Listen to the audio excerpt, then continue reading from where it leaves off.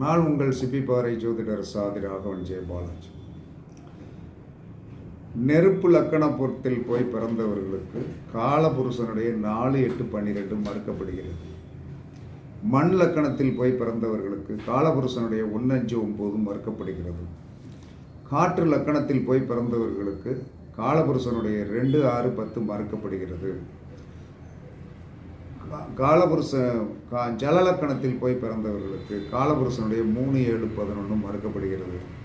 அதனால் என்ன சொன்னாங்கன்னா, எது மறுக்கப்படுகிறது அப்படின்னு சொல்லி வரும்போது நீங்கள் அதற்குண்டான சுவைகளை சாப்பிடணும்.